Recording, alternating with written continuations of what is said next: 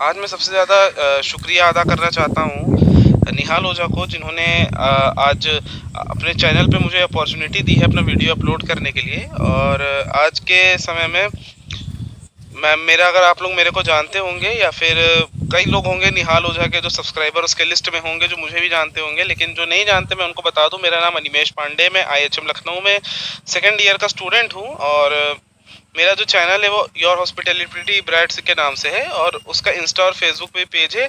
आई button में आप जाके आप मेरे चैनल को भी सब्सक्राइब कर सकते हैं और वहाँ पे भी आप वीडियोस देख सकते हैं।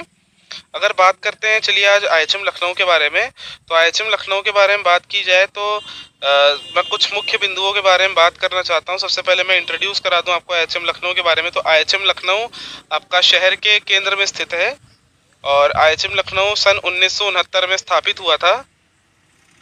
ये कॉलेज आपका 50 साल 50वीं वर्षगांठ इसकी मनाई गई थी 2019 में।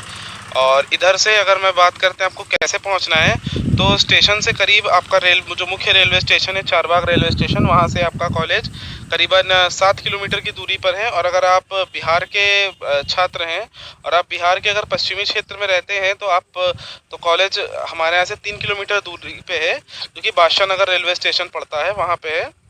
उसके बाद से अगर बात करी जाती है कि अगर आप एयरपोर्ट से आते हैं तो एयरपोर्ट से करीबन हमारा कॉलेज जो है वो 22 से 23 किलोमीटर दूर है और करीबन आधे घंटे का रास्ता है। तो चलिए कॉलेज के बारे में मैं आज आपको कुछ कुल करीबन 7 चीज़ें आपको कॉलेज के बारे में बताऊंगा।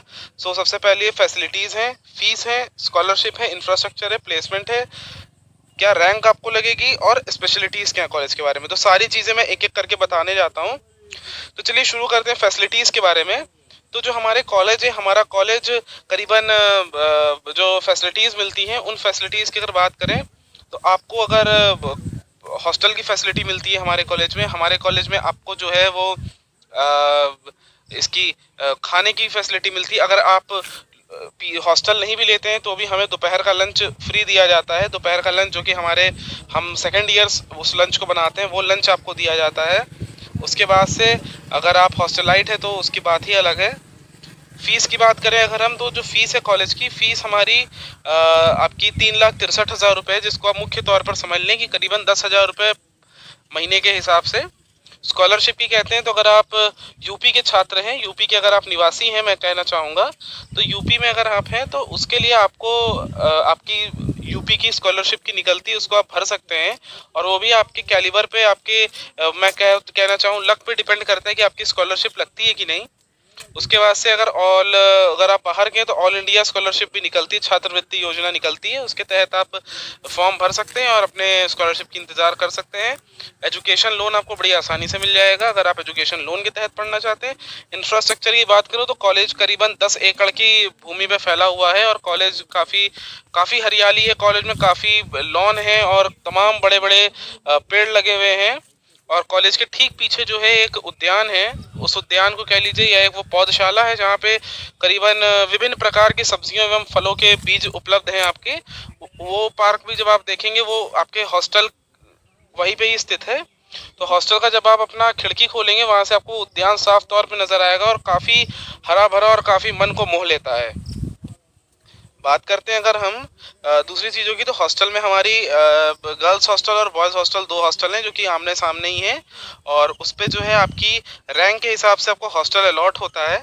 अगर आप हॉस्टल नहीं भी लेना चाहते हैं तो आपकी बाहर कई सारी पीजीज और कई सारे आपको रूम मिल जाएंगे जहाँ पे आपको सस्ते दरों में आपको शुद्ध भोजन और सब चीज़ें मिलेंगी। अगर आप हॉस्टल हैं, हॉस्टलाइट हैं और अगर आप हॉस्टल में रह रहे हैं तो वहाँ पे आपको काफ़ी बेहतरीन और काफ़ी स्वादिष्ट भोजन मिलता है और आपको 4 टाइम के करीबन खाना मिलता है और शुद्ध शाकाहारी होता है, नॉनवेज हमारे यहाँ हॉस्टल में नहीं बनता है।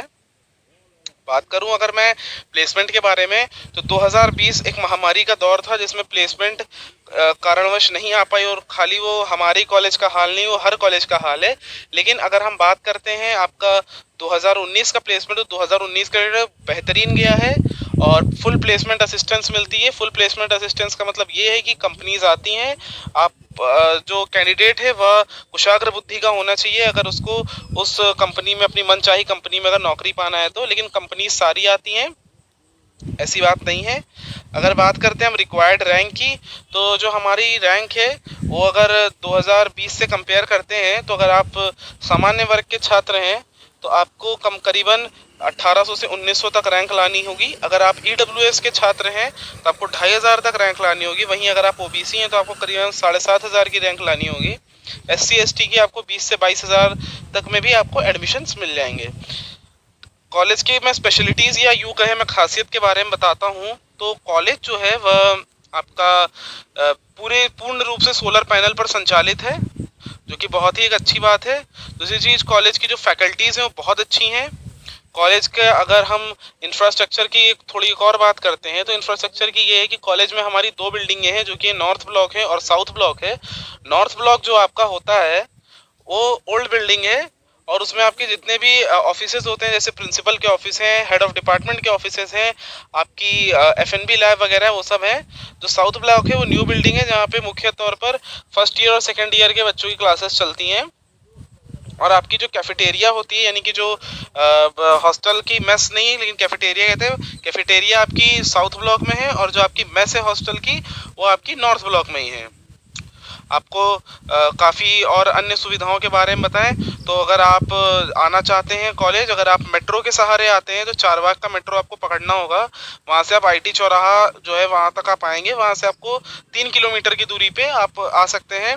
कॉलेज अगर शहर के मुख्य बिंदु पर स्थित है, तो आपको सारी चीज़ें काफ़ी सस्ती दरों पे मिल जाएंगी, और आप सारी चीज़ें जो भी आपके ज़रूरत का सामान है और आपकी जो भी मनोरंजन का सामान है वह आप खरीद सकते हैं। अगर आपको घूमना है पुराने लखनऊ की, अगर आपको सैर करनी है, तो 10 किलोमीटर आगे ही पुराना लखनऊ स्टार्ट हो जाता है। वहाँ पे आप घूम सकते हैं और लखनऊ के पुराने व्यंजनों का लुत्फ़ उठा सकते हैं। आशा करता हूँ ये वीडियो आपको काफ़ी ज़्यादा सूचनाप्रद लगी होगी और उपयोगी होगी। तो आप सबसे उम्मीद करता हूँ कि आप सब अपने घरों पर रहें, सुरक्षित रहें, टीकाकरण अवश्य कराएं। और धन्यवाद। और मेरे